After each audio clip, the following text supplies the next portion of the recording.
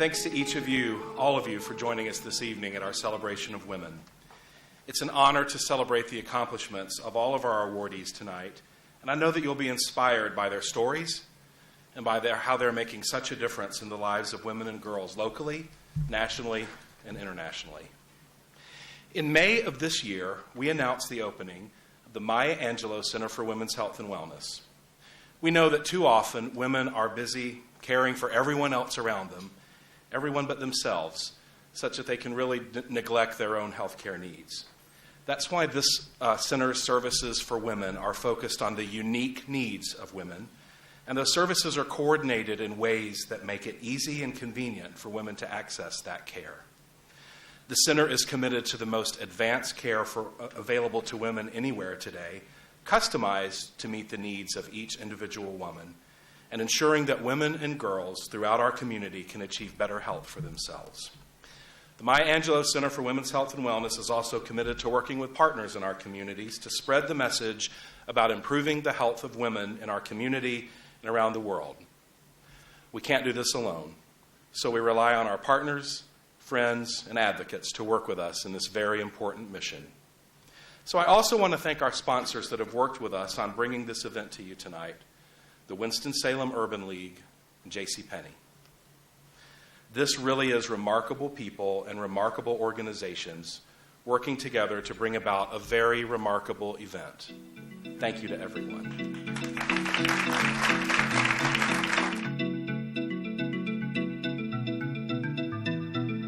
Good evening.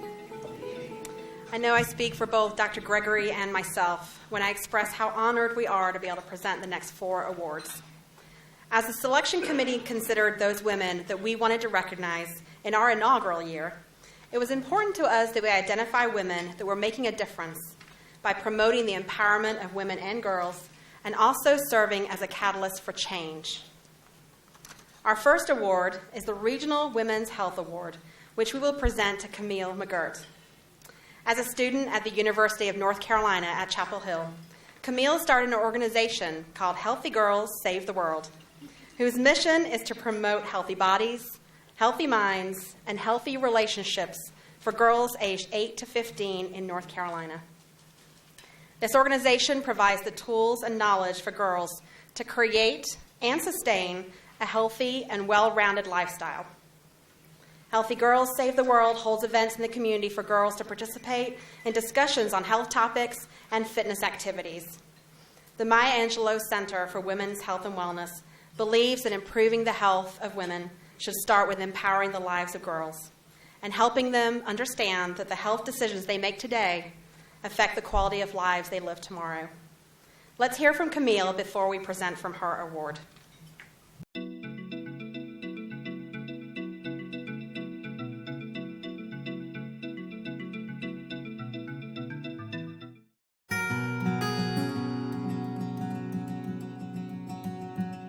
I'm Camille McGirt, and I'm the founder and president of Healthy Girls Save the World.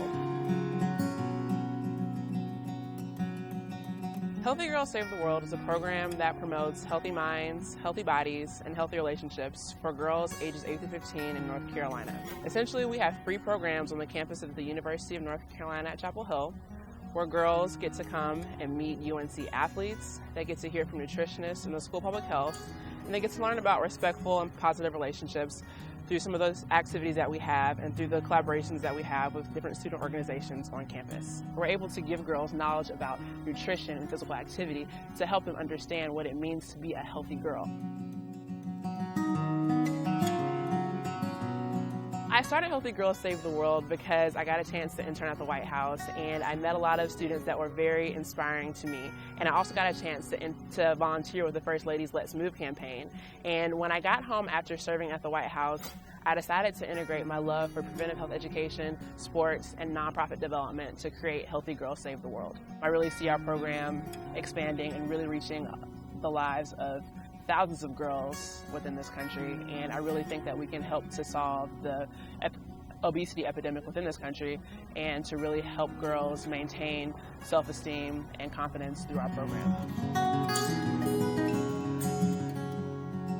When girls come to our events, they absolutely love the activities that they're involved in, and they love what we are exposing them to. And I love seeing the smiles on the girls' faces during our events. And it's just something that I've genuinely come to love and have a deep passion for. I have a genuine love for my community, and I have a genuine love for empowering girls.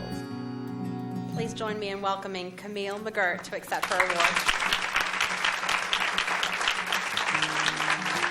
Thank you so very much.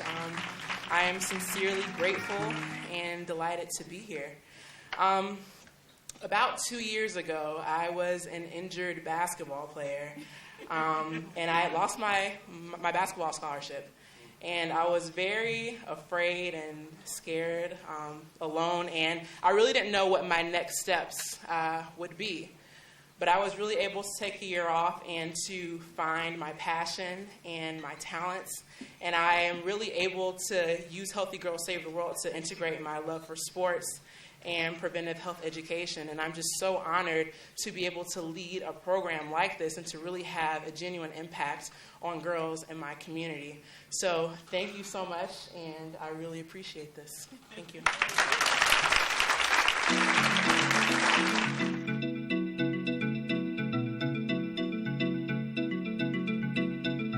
Our next honoree will be receiving the National Women's Health Award. Molly Barker was inspired to start an organization in 1993 called Girls on the Run. She identified a need to help girls recognize their extraordinary potential and thrive in a world that often sends them unhealthy and unrealistic messages.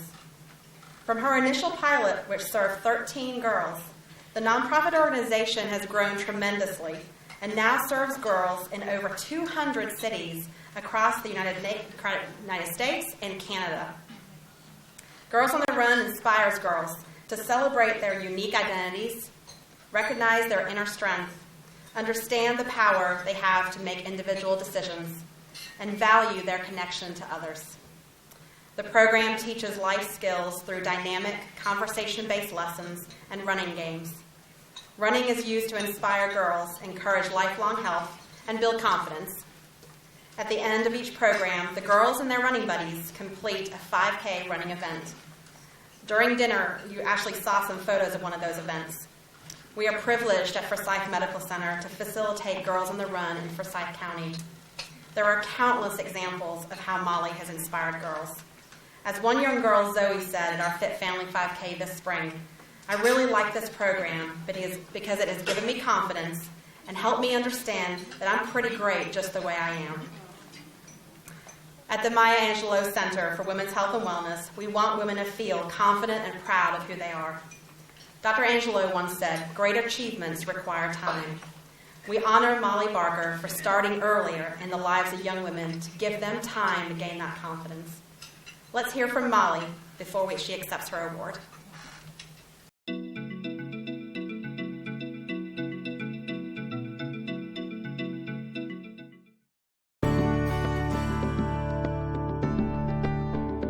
Hi, my name is Molly Barker, and I am the founder and vision keeper of Girls on the Run International.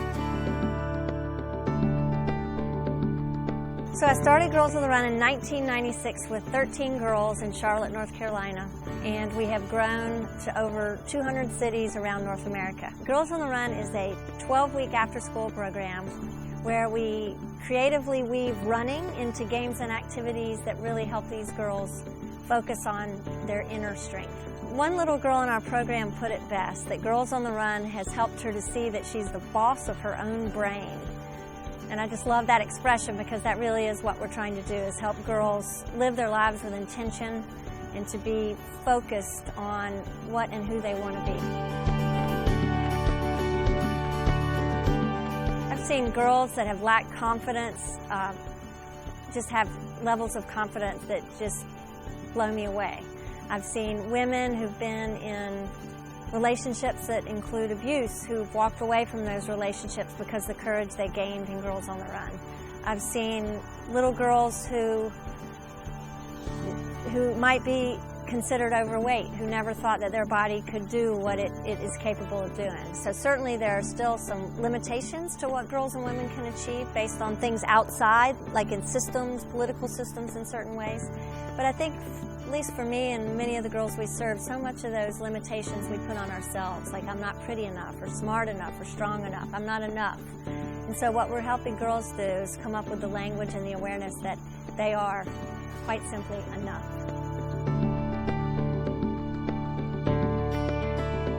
You know, for the girls that grow up to be wise, amazing women, I would wish that they look back on their Girls on the Run experience and say that they learned there how powerful they really are, and that they were able to hold on to that power and that strength and that courage even when the world might tell them otherwise.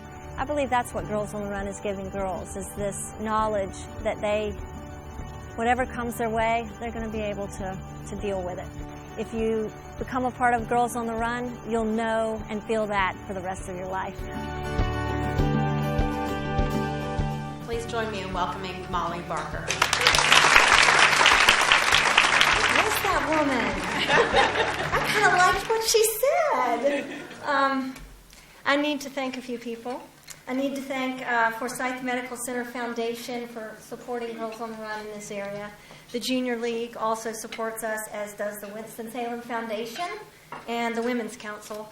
And then I do want to mention Tamara Smith is our executive director or council director here in this area. And if y'all don't mind joining me to just give this amazing woman a round of applause.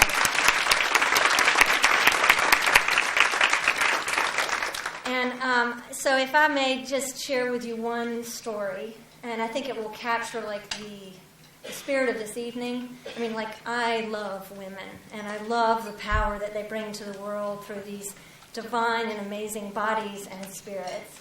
And I can't think of a better story than this one. So I have the privilege of working with 8, just like you, Camille, yes, with 8 to 12-year-old girls. And this was several years ago. I had been coaching a group of girls in Girls on the Run. We were 12 weeks in, and it was our last lesson together. So I chose to, on this particular day, walk one lap with every little girl as our sort of farewell to one another. And I was walking with this little girl named Madeline.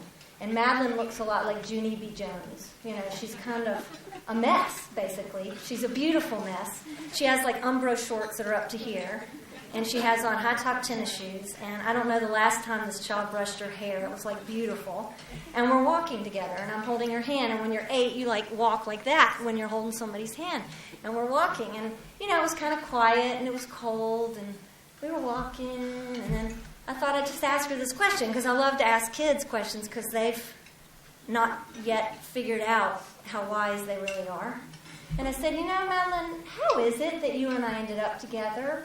You know, like, there's millions of people in the world. What's that about? Like, what is this about? Like, we've got this lap.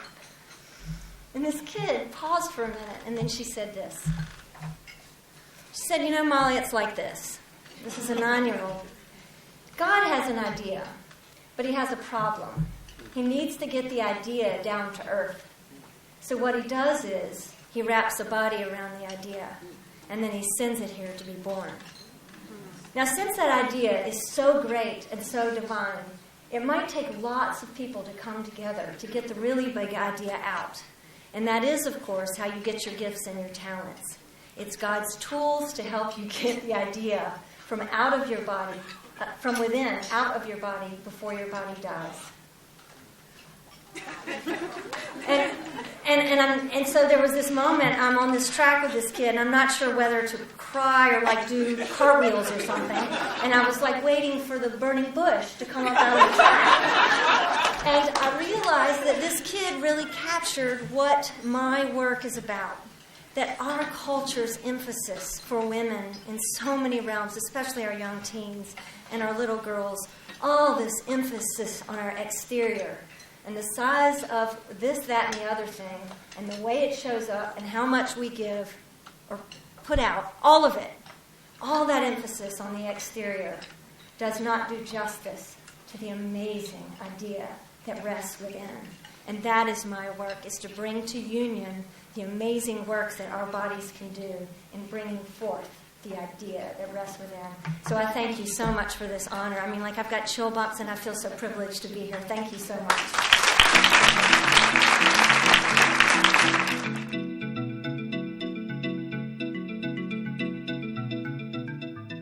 Our next honoree will receive the Global Women's Health Award. In our inaugural year, we selected an organization called Cabela.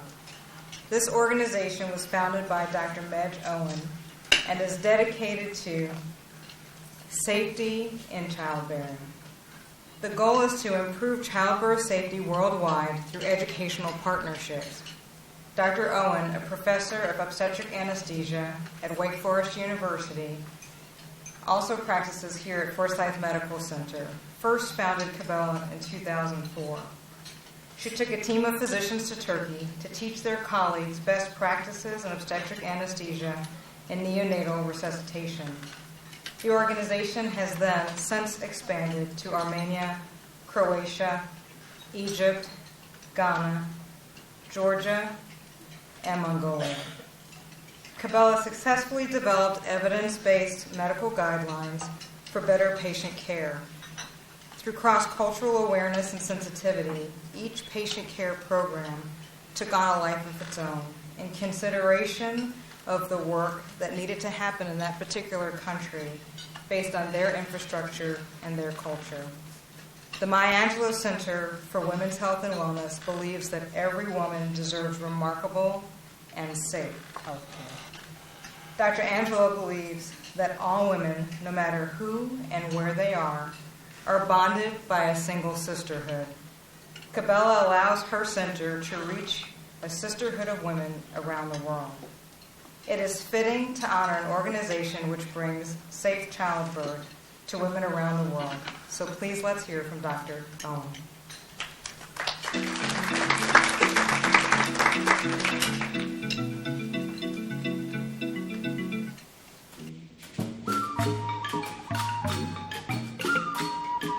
Hi, I'm Dr. Medge Owen. I'm an obstetric anesthesiologist.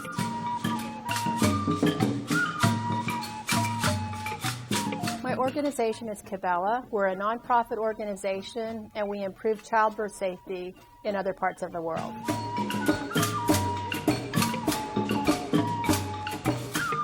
What we do is, depends on the countries that we're working in.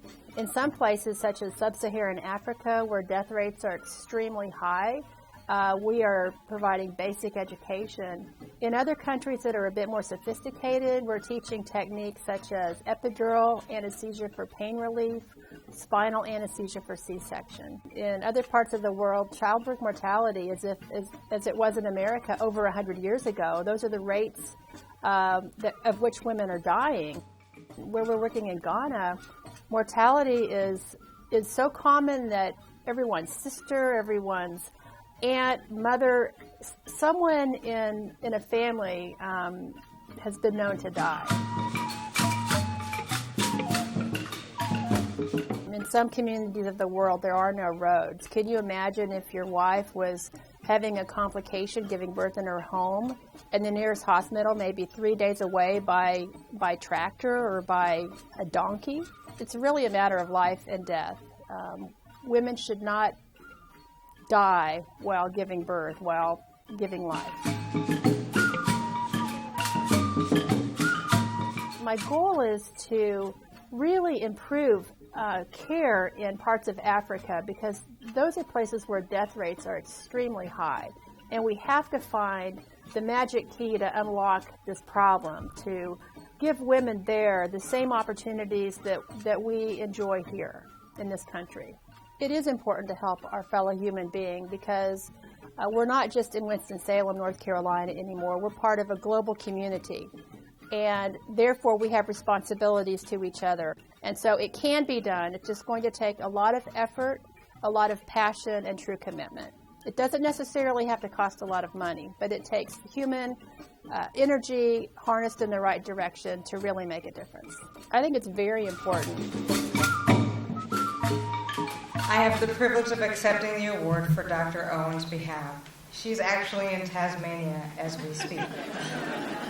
She wanted to be here this evening to accept this honor, but she believed that her trip to Tasmania and her Cabela work there was the best way to honor the women she works with every day to protect. Please join me in recognizing Dr. Owen and Cabela.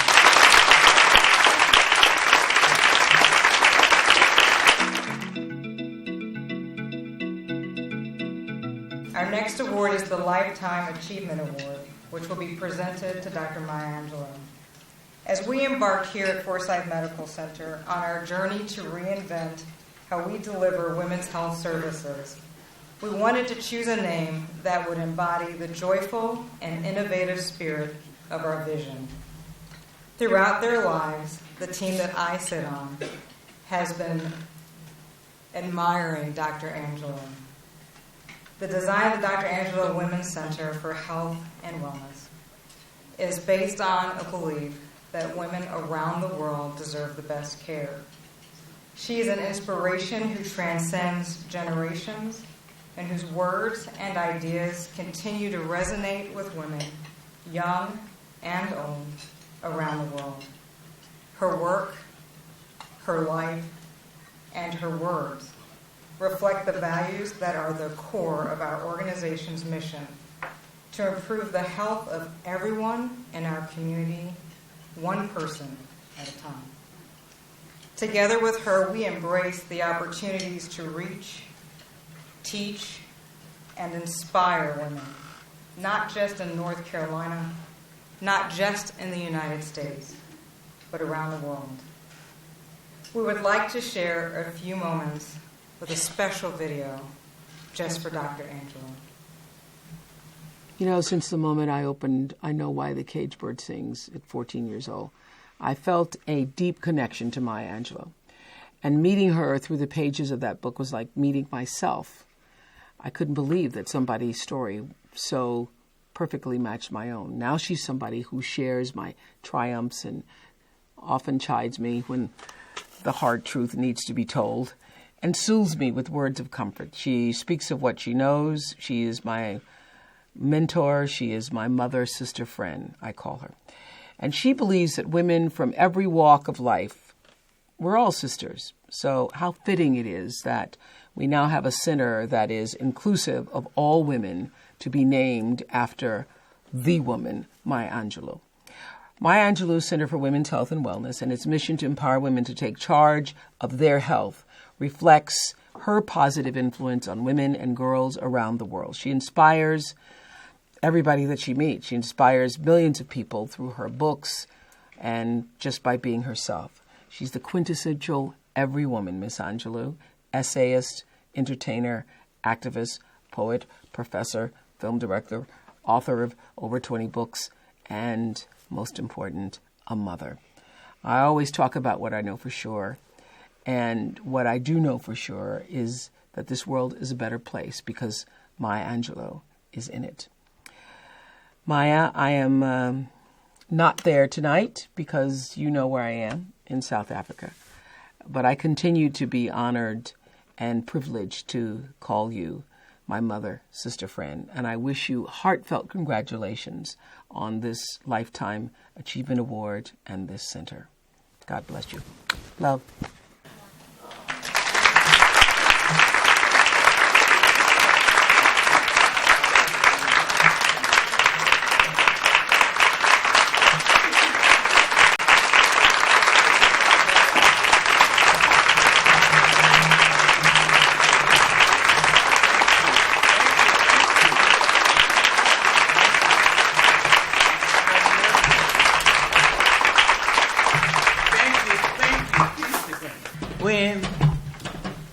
When it looked like the sun wasn't going to shine anymore,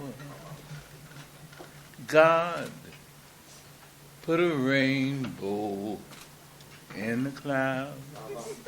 Imagine that. Of course, that song, straight from a 19th century African-American gospel song, was inspired by a statement in Genesis. In Genesis, we are told that rain had persisted so unrelentingly that people thought it would never cease. in an attempt to put the people at ease, God put a rainbow in the sky. That's in Genesis. In the 19th century, some African-American lyricist, a poet, probably a woman, I'm not sure, but said God put the rainbow not just in the sky, but in the clouds themselves. We know that suns and moons and stars and all sorts of illuminations are always in the firmament. However, clouds can so lower and lower that the viewer cannot see the possibility of light. However, if the light is put right into the clouds, that means at the worst of times, at the meanest, the dreariest, the most threatening of times, there's a possibility of seeing hope. Women are rainbows in the clouds. This is who we are. We have been, we are now, and will be forever. And according to our understanding, really, we have to be our own best friends. Each woman should be her own particular advocate, her own, in fact, supporter, and even protector. Because in the end, in the beginning and in the end, she is the one who really tries to make 2 grits end up being 2,000 grits on the table. She's the one who keeps the church going. She's the one. She's the one who keeps the man lifted up when a larger society may be pushing him down. She's the one. She is the one who laughs when she's not tickled and scratches when she doesn't itch. She is it. So I'm so grateful to be a woman. I can't tell you. I mean,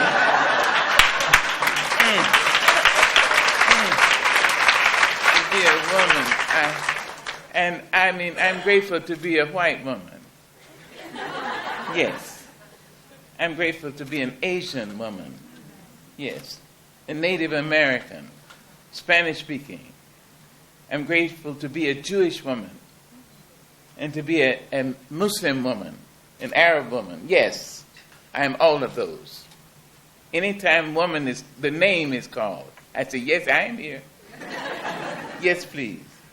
So that you have honored me so to name this women's clinic, this women's hospital, this women's go-to place after me.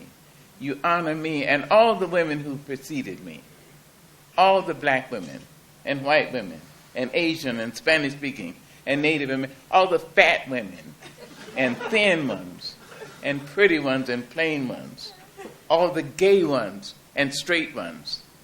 You have said thank you to all of them because you honor me. And I honor you. I thank you with all my heart. I try to live the life I talk about in my song. I do my best, and I blow it quite often. I'm trying to be a Christian. Trying to be a Christian is like trying to be a Jew, or Muslim, or Buddhist, a Shintoist. Yes, it's no small matter. I'm always amazed when people walk up to me and say, hello, I'm a Christian. I think, already? You already got it? I'm working on it. And I'm celebrating my 84th year on this planet. And I'm working on it. Amazing.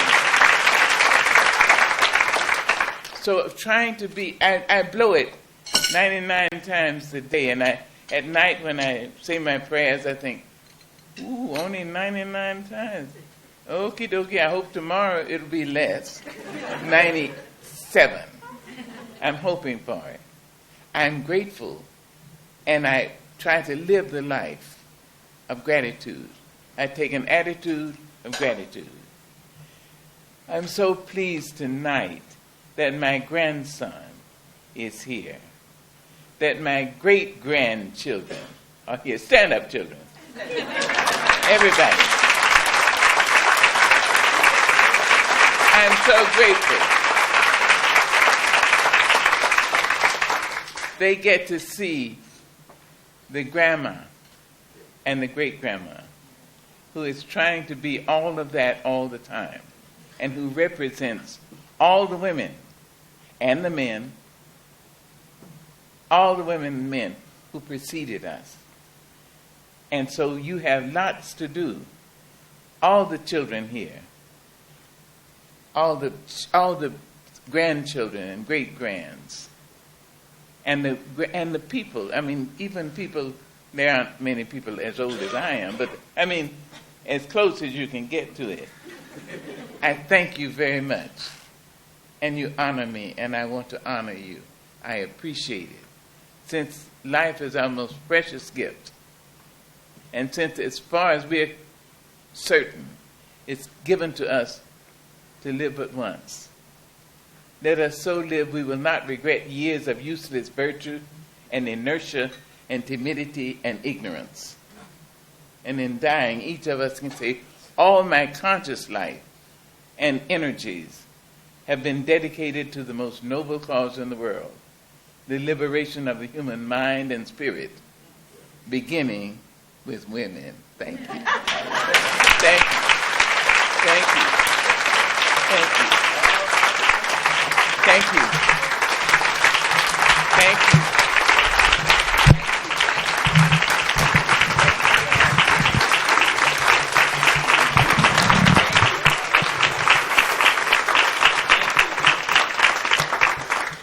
Dr. Angelou, as we present this Lifetime Achievement Award, we have the great pleasure of reading a letter to you from the First Lady of the United States, Michelle Obama. I want to thank you for taking the time to promote and support women's health in your community and around the world. As you know, encouraging people across our nation to live a full and active lifestyle is one of my defining missions as First Lady.